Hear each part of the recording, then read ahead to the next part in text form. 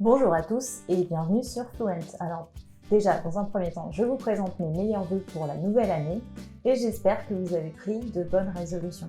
Parmi ces bonnes résolutions, j'espère évidemment que vous avez décidé d'apprendre une nouvelle langue. Alors, quelles sont les bonnes raisons pour apprendre une langue? La première raison, c'est que ça va permettre de booster votre cerveau. Et oui, le cerveau, c'est un muscle et c'est un peu comme faire du sport, on va faire du sport à son cerveau. Sachez qu'au cours de l'apprentissage d'une langue, on a plusieurs zones du cerveau qui vont s'activer simultanément et qui vont échanger des informations. Ça va avoir pour conséquence de faire augmenter considérablement la matière grise du fait de la sollicitation de toutes ces zones par votre cerveau. Et oui, car votre cerveau, que ce soit quand on est enfant ou à l'âge adulte, il conserve toujours une certaine plasticité. Ça veut dire que son évolution n'est pas figée et que même si on est déjà adulte, on peut faire évoluer son cerveau, on peut lui apporter des modifications. En plus de ça, le fait d'apprendre une nouvelle langue, ça a été prouvé, retarderait considérablement l'apparition de la maladie d'Alzheimer. En faisant certaines études, on a remarqué que les personnes atteintes de la maladie d'Alzheimer qui étaient bilingues ont constaté chez elles l'apparition de la maladie d'Alzheimer, du moins de ses symptômes, environ en moyenne 4 ans plus tard que chez les patients monolingues. En plus, vous renforcez votre aptitude à mémoriser, à organiser et à interpréter les informations. Ça a pour conséquence de vous faciliter la vie dans de nombreux domaines et pas uniquement dans celui de l'apprentissage des langues. Raison numéro 2. Vous vous offrez une nouvelle vision du monde. Et ça va passer par plusieurs points.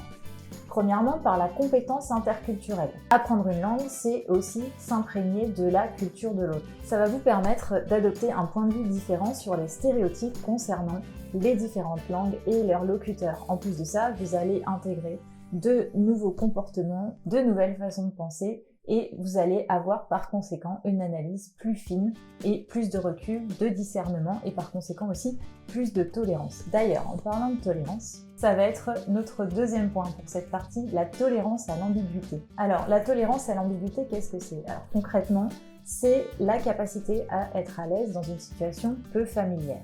Par exemple, c'est ce qui permet de continuer à suivre une conversation même si on n'a pas compris tous les mots. Et si on élargit ça à d'autres domaines, par exemple le milieu professionnel, ce serait la capacité à s'adapter et prendre des décisions lorsqu'on a reçu des consignes peu précises. Donc vous voyez, là encore une fois, c'est quelque chose de très utile dans plein de domaines différents.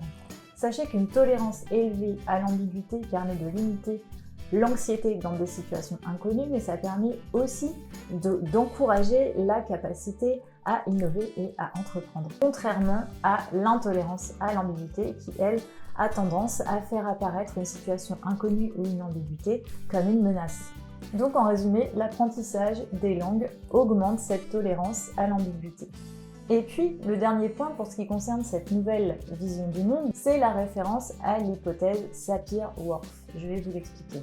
Une nouvelle langue, c'est un autre système qui offre une approche différente de certaines réalités, ou du moins de la réalité. Que ce soit une façon de structurer le temps et l'espace, ou des champs lexicaux privilégiés, c'est un nouvel univers mental qui s'ouvre à vous. Donc, deux chercheurs américains, Sapir et Whorf, ont élaboré une hypothèse selon laquelle la langue contribuerait à structurer notre vision du monde. Par exemple, pour certains peuples, pour le mot neige, on va avoir qu'un seul mot parce qu'on n'a pas besoin d'en avoir plus. En revanche, chez les Esquimaux, ils ont un certain nombre de mots pour définir la neige de manière différente. Pourquoi? Parce que chez eux, c'est quelque chose d'essentiel. On peut retrouver aussi l'exemple du tutoiement et du vouvoiement en français qui n'existe pas en anglais et qui correspond à une vision du connu et de l'inconnu, le tutoiement pour ce qui nous est proche ou ce qui nous est connu, et puis le vouvoiement pour ce qu'on ne connaît pas ou qui nous est étranger, soit parce que c'est une relation professionnelle ou parce qu'il y a une notion de hiérarchie ou simplement une personne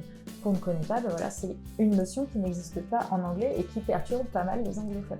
Si cette hypothèse nécessite quand même d'être nuancée, parce que c'est pas parce qu'un mot n'existe pas dans notre langue qu'on ne peut pas ressentir l'émotion ou l'idée qui y sont associées, il est intéressant de se dire qu'on peut essayer de penser dans plusieurs langues et tenter d'établir des liens et de comprendre comment ça s'articule.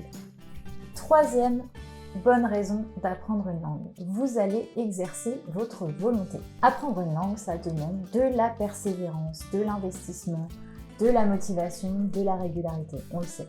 Donc évidemment, Pendant votre apprentissage, vous allez rencontrer des paliers de progression, des moments de stagnation, des moments de doute, de découragement parfois, mais aussi des moments de satisfaction. Et tous ces moments-là, vous devrez les analyser pour soit apporter des solutions à vos problèmes ou alors consolider vos points forts. Cette observation de vos performances est comparable à l'entraînement d'un sportif. C'est-à-dire que plus vous allez persister dans votre apprentissage, plus vous serez à même de faire face à de nouveaux défis. En même temps que vous étudiez, vous mettez en place des stratégies d'adaptation, de compensation et faites l'acquisition de nouvelles compétences qui vous seront utiles dans tous les domaines de votre vie. Enfin, quatrième raison, une nouvelle langue sera toujours un plus sur votre CV. Que ce soit pour élargir votre champ de compétences, pour faire la différence avec un autre candidat à compétences égales, pour peut-être occuper un poste à l'étranger, ou encore pour vous démarquer grâce à la maîtrise d'une langue dite rare. Donc on voit que les langues ne sont pas si différentes au fond des autres disciplines, et notamment les disciplines sportives. Outre les avantages que leur apprentissage présente sur le plan cérébral, elles vous ouvriront incontestablement des portes au niveau humain et professionnel. Si vous avez décidé d'apprendre une nouvelle langue en 2021, je vous invite évidemment à visionner les autres vidéos de la chaîne pour bien démarrer, notamment qui vous aideront à vous mettre en route. Si cette vidéo vous a plu, je vous invite aussi à la liker, à la partager, à vous abonner, à activer les notifications, nous suivre sur les réseaux sociaux et je vous dis à très vite pour une nouvelle vidéo. Bye bye!